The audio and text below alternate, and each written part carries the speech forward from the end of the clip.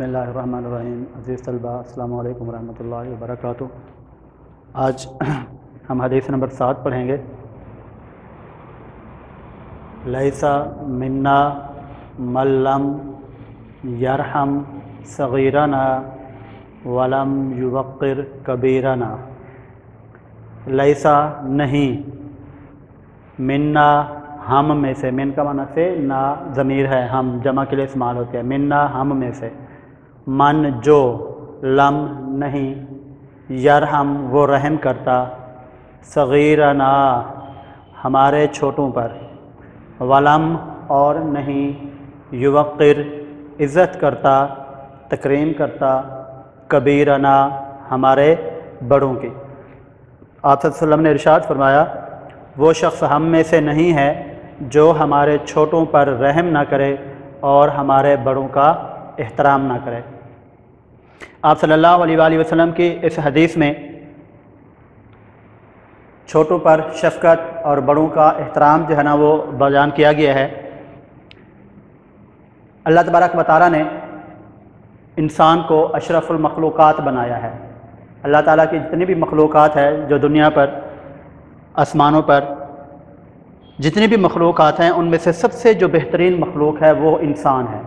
اب جب اللہ تعالیٰ نے انسان کو اشرف المخلوقات، اپنے مخلوقات میں سے سب سے بہترین مخلوق بنایا ہے، تو پھر انسان کو بھی چاہیے کہ اللہ تعالیٰ کی صفات کو اپنائے، اللہ کی صفات کو اپنائے۔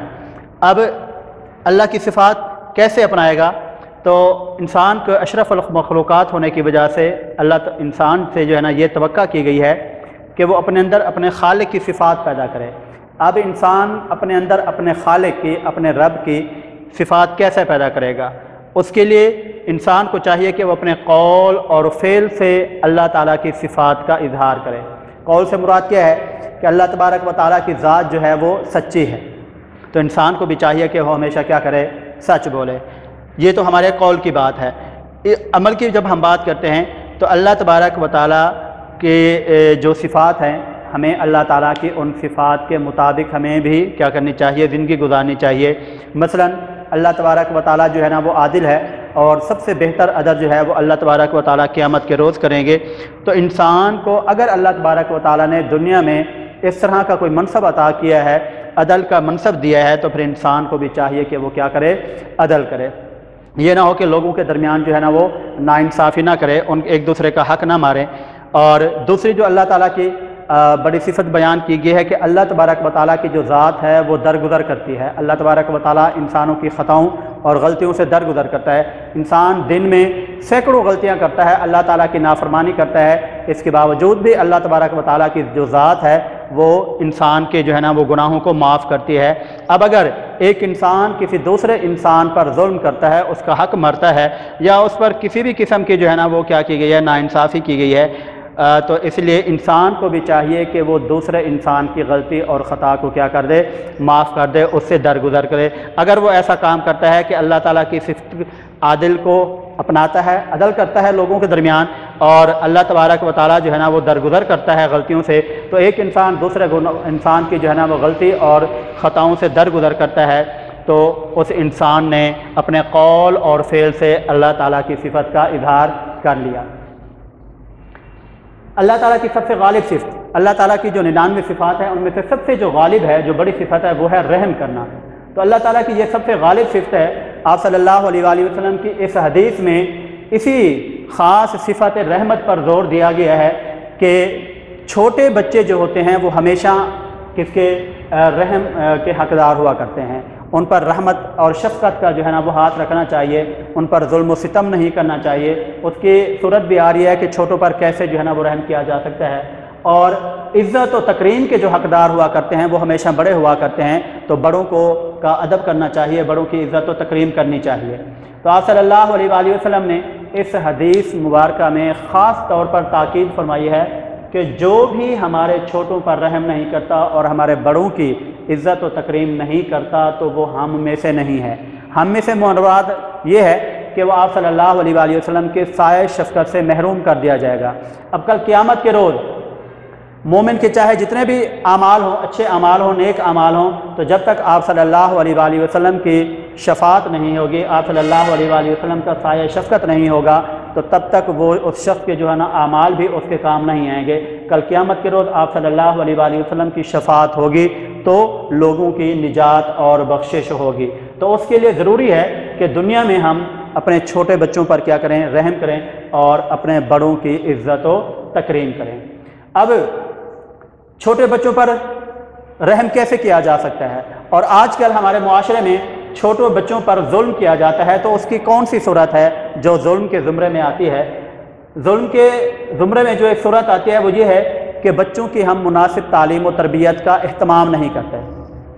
उनकी जो इब्तदाई तालीम है, जो उनकी तरबियत है, जो इंसान के अंदर जो है ना वो शऊर पैदा करती है कि हमने कौन से जो है ना छोटे पर रहम करना है या नहीं करना, बड़ों को हमने क्या मकाम देना है, अपने से छोटे को क्या मकाम देना है, तो उसके लिए ज़रूरी है कि उनको तालीम व तरबियत दी जाए। सबसे पहले तालीम दी जाए, उनकी तरबियत का भी एहतमाम किया जाए, क्योंकि ये दोनों लाज़िम मलज़ूम हैं। अगर सिर्फ तालीम दी जाती है और उनकी तरबियत नहीं की जाती तो ये भी किसी काम की नहीं है, और अगर सिर्फ तरबियत की जाए और उनको तालीम ना दी जाए तो ये भी जो है ना मुकम्मल सूरत नहीं होगी।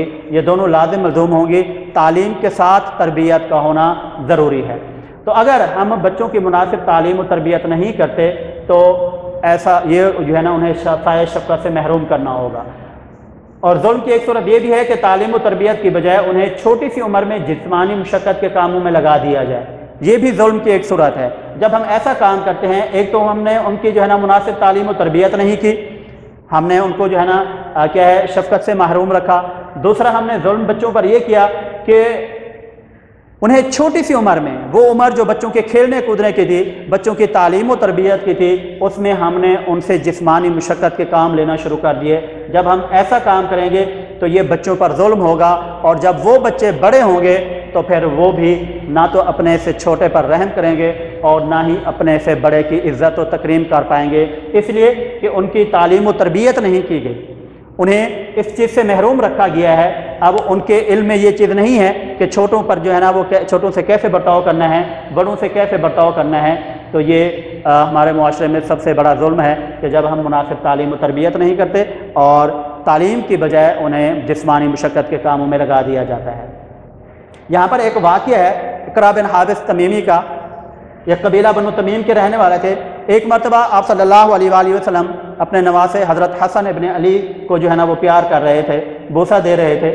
तो साथ में जो है ना इकरा बिन हाबिस तमीमी बैठा था, फ़ौरन बोल उठा कि ऐ अल्लाह के रसूल सल्लल्लाहु अलैहि वसल्लम, मेरे 10 बच्चे हैं, मैंने कभी उनको इतना प्यार नहीं किया और आप अपने नवासे को इतना प्यार कर रहे हैं, क्या वजह है? आप सल्लल्लाहु अलैहि वसल्लम ने फरमाया कि जो शख्स रहम नहीं करता उस पर रहम नहीं किया जाता। ये एक ज़ाब्ता बता दिया आप सल्लल्लाहु अलैहि वसल्लम ने कि दुनिया में अगर आप किसी पर रहम नहीं करेंगे तो कल क़यामत के रोज़ भी अल्लाह तबारक व तआला की ज़ात आप पर रहम नहीं खाएगी।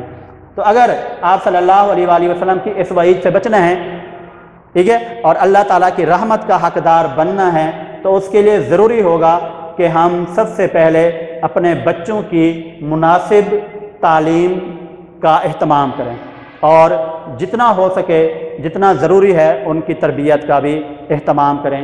तभी हम जो है ना आप सल्लल्लाहु अलैहि वसल्लम की इस वईद से बच सकते हैं और आप सल्लल्लाहु अलैहि वसल्लम की क़यामत के रोज़ जो है ना साया शफ़क़त के हक़दार भी ठहराए जाएंगे। अगर हम आप सल्लल्लाहु अलैहि वसल्लम के इस फरमान पर अमल नहीं करते, छोटों पर रहम नहीं करते, बड़ों की इज़्ज़त और तकरीम नहीं करते, तो फिर कल क़यामत के रोज़ हम आप सल्लल्लाहु अलैहि वसल्लम की साया शफ़क़त से महरूम कर दिए जाएंगे। और अगर आप सल्लल्लाहु अलैहि वसल्लम का साया शफ़क़त हमसे उठ गया तो फिर हमारी निजात का कोई और ज़रिया नहीं है। उम्मीद है कि आज का ये दर्स आपको समझ आ गया होगा।